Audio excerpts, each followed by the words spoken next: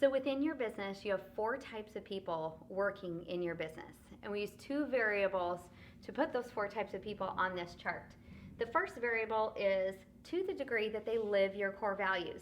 So very low on the core values, they're nasty to work with, they're ornery, they're irritable, they walk in the room and they just suck the life out of the room. I know you know who I'm talking about. Up here high on the list, they're pleasant to work with, they're cooperative, they're creative, they're contributors. You would love to have 10 of these people in your 10-person company. The other variable that we use is performance, or what we call the right seat. And performance also goes on a scale of 1 to 10. A low performer just is never hitting their quota, always making mistakes, always late to work, sometimes never to work, those types of performers. And then again, on the high end of the scale, always hitting their quota. If they make a mistake, they learn from their mistake. They love to teach others. Just very high in the performance. Always bringing us to that next level, pushing the limits on performance. So when we look at those then, people fall into one of 4 quadrants. So the first one that we have over here, very high on the core values scale and very high on the performance scale, that is your star. We love stars in entrepreneurial companies. Stars are sometimes our leaders. We can look up to the stars. And sometimes we think they don't need very much nurturing and maintenance. Now, I'm going to encourage you to spend a lot of time with your stars over the course of these tools. But in a lot of companies, your stars actually get ignored because they're fine. They're up there. We love stars in companies. Now, there's a couple of little things that we've got to be aware about stars. Sometimes when they come into our company, they're coming from another company, and they'll carry baggage with them. A baggage of this is how we did it at the old company. They are also very expensive.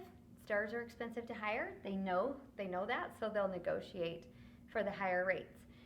So, knowing that about stars, we will also hire in our companies, we hire puppies.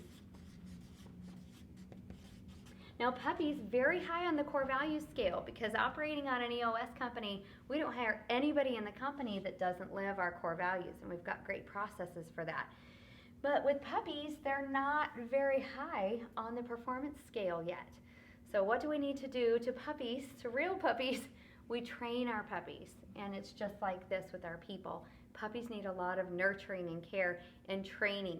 Maybe they need a star to mentor them so that someday, with the right training and the proper care and feeding, then these puppies grow up to be stars. Now that's all of the good news. That's what we want in our companies. And as leaders and managers, what we're trying to do is nurture these puppies and stars even more. Now here's the bad news. You also have working in your company, you have rats. You have rats working in your company. Rats are, most of the time when you find a rat in your company, they're not working right here. These are the people who you hire and they never even show up. These are the people who, maybe if you've taken over a leadership role, they leave within the first 2 weeks. Most of the time, these people are not working in our company. This is where the rats most of the time are. They're here. They're working just hard enough not to get fired. And they're pleasant enough to work with, just enough not to get fired. And so they're right here. And what else do we know about rats? When you shine a light on a rat, what happens? They scurry. They run away. So in an EOS run company, we shine a lot of light. We shine a light of accountability, both in core values and in performance, what we call GWC. So we've got scorecards, we've got core values, we're shining a lot of accountability, smoking out those issues, becoming very transparent. And if a true rat does not like that environment, they will scurry. When you shine a light on a rat, they take off. They take off. The other thing about rats is sometimes they like to hide within our company. And again, an environment of transparency is just going to smoke those out. Now here's a really, really important part, and I almost want to make you pause and take a deep breath. A lot of the times, and I'm going to say 80% of the time, A rat is here because they have had poor leadership and management. They're not a poor leader and a manager, you are. So are you doing everything you can to make sure that you're showing them the right accountability tools, both in core values and in performance?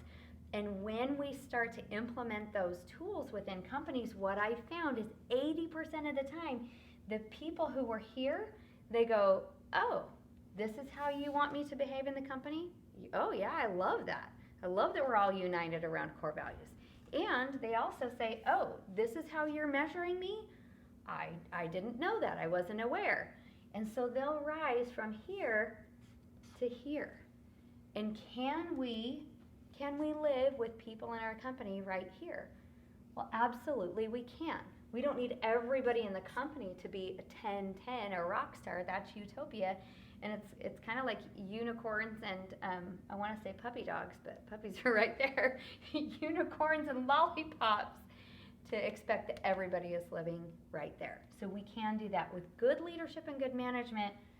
I'm confident you can get 80% of the people who are just hanging out down here hiding, bring them out into the light, get them up here. The other 20% will leave on their own. All right, that's rats. But there's all kinds of good news with people over here. Now here's the other scary part. What you also have working in your company are terrorists. Now terrorists are scary, and I use that word on purpose to indicate it's scary, because it is, because they are your high performers. And they might be really great with customers, but then when they come back inside the company, they're super nasty to the accounting department. Or anybody else within the company. They're not pleasant to work with. They're kind of two-faced. Also, they're called terrorists because they're holding management hostage. They're saying, you can't fire me, you can't change my role, you can't make me do anything else. I bring in too much revenue, or I hold all of this knowledge, and so therefore I am in charge and I don't need to cooperate with you. And so management a lot of times will isolate this person. They'll harbor the terrorist. They'll make sure that they don't need to come in and bother with anybody else. They'll just try to suck all of the goodness out of them and not let their bad attitude or anything affect the culture. But it does. As you're building culture on one end, the terrorists are chipping away at it at the other end. So we got to get rid of our terrorists. Now here's another big point that I'm hoping that everybody will pause, take a deep breath. This right here, this whole chart, is not a way to label people. I don't recommend that you go put a chart together and go, that's a rat, that's a terrorist, there's a star. It's simply an awareness tool for you to see where your issues are and where you need to spend your time. So if you are thinking right now, oh no, I have a terrorist in my company, it's not time to go out and fire them right away. What I'd like you to do is put some more accountability tools into place, or have some good conversations with them. It could be that they just don't know how they are expected to behave. Maybe you haven't entered that danger and had a hard talk with them because you're afraid that they will leave. But that's your duty as a leader and a manager, to smoke those out. All right, so with this, that's kind of a description of all four. And now we need to talk about why the heck this matters. This is why it matters. If you have a star and a terrorist working in the same department, maybe they work next to each other and they're working together every day, which one of these two is looking for a new job right now? It's the star.